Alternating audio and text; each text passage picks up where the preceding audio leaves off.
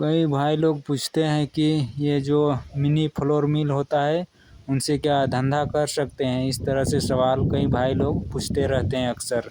तो मैं यही कहना चाहूँगा दोस्तों कि ये जो मिनी फ्लोर मिल देख रहे हो इसमें आप धंधा करने के बारे में सोचना भी मत, क्योंकि ये जो है मिनी फ्लोर मिल इसमें जो पिसाई का जो कैपेसिटी है वो बहुत ही कम है। यानी इनसे आप कोई धंधा ही नहीं कर सकते हो।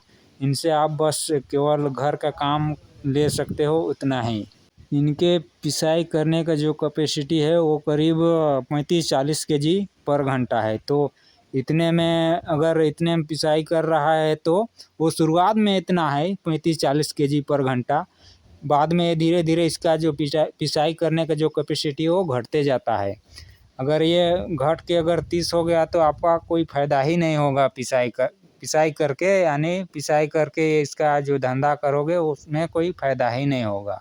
और इस मिनी फ्लोर मिल में ये होता है कि अगर इसमें प्रॉपर तरीके से एकदम अच्छी तरह से सूखा हो, गेहूँ बाजरा या जो भी हो मक्का सूखा हो, यानी प्रॉपर तरीके से अच्छी तरह से सूखा हो तभी वो अच्छी तरह से पिसाई हो पाता है। नहीं तो बस ऐसे ही टाइम पास होते रहता है।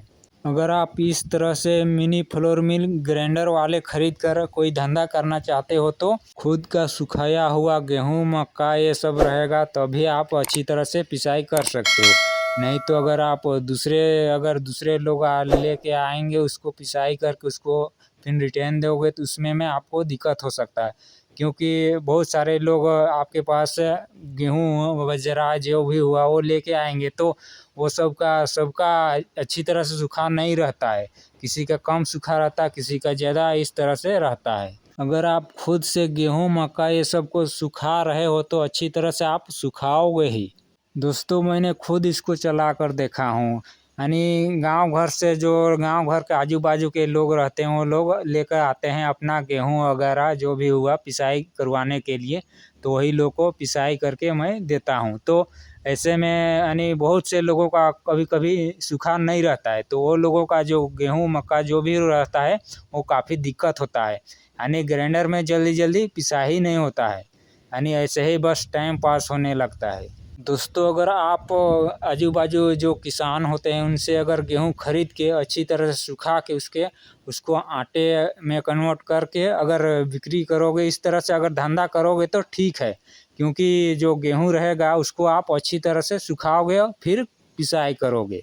क्योंकि आपको खुद पिसना है तो आप अच्छी तरह से उसको सुखाओगे ही। अगर 1 घंटे में 30-35 केजी पिसाई हो रहा तो कोई बुरा भी नहीं है, क्योंकि ये जो है मिनी फ्लोर मिल ये घर का कनेक्शन से चल जाता है। यानी जो बल्ब जलाने के लिए घर में कनेक्शन यानी बिजली कनेक्शन लिए रहोगे उसी से वो चल जाता है अच्छी तरह से।